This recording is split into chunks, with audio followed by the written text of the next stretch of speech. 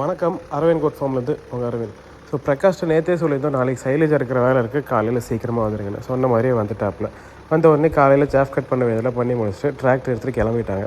கிளம்பும் போது பார்த்திங்கன்னா கரெக்டாக நம்ம போயரில் தான் ஆடு குட்டி போட்டிருக்கு. இந்த டைம் 3 குட்டி போட்டிருக்கு.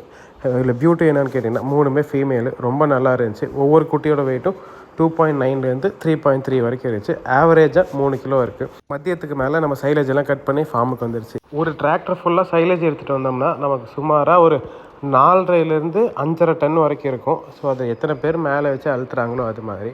இங்கே வந்து கொட்டுறது தான் கொஞ்சம் கஷ்டமான ஒரு ஒர்க்கு. கீழே படுதா போட்டு அது மேலே கொட்டுவோம். உங்களுக்கு பார்க்கும்போது தெரியும் அந்த சைலேஜோட குவாலிட்டி எப்படி நம்ம செக் பண்ணோன்னா அதில் சோளம் எவ்வளோ இருக்கோ அப்படிங்கிறது தான்.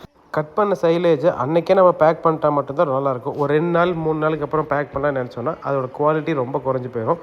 அதனால தான் நமக்கு காலையில் கட் பண்ணாங்கன்னா ஈவினிங்கே பேக் பண்ண ஆரம்பிச்சிருவாங்க. உங்களுக்கு பெரிய பேக்னால் ஒரு 10 பிடிச்சிருவாங்க. வெளியே சேல் பண்ணுறதெல்லாம் 60லேருந்து 70 கிலோ வரைக்கும் ஒவ்வொரு பேக்கும் பிடிப்பாங்க. பிடிச்சி நம்ம ரெகுலராக குடோன் இருக்கும், அதில் ஒரு 30 டன் வரைக்கும் எப்போயுமே ஸ்டாக் இருக்கும். பட் இந்த டைம் வந்து சைலேஜோட டிமாண்ட்னால நமக்கு ஸ்டாக் வைக்கவே முடியல.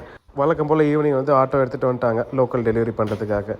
நம்ம கிளைண்ட் நம்மக்கிட்ட முன்னாடியே புக் பண்ணி வச்சுருந்தாங்க, இதுமாதிரி போயரில் கிராஸ் பண்ணுற மாதிரி ஒரு மேல் வேணும்னு. ஸோ இப்போ இது கிட்டத்தட்ட ஒரு 56 கிலோ இருக்குது. உங்களுக்கும் இந்த மாதிரி மேல் கிட்ஸ் வேணும், சைலேஜ் வேணும்னா நம்மக்கிட்ட முன்னாடியே புக் பண்ணி வைங்க, எடுத்துக்கலாம். வீடியோ பார்த்த எல்லாருக்கும் தேங்க்யூ.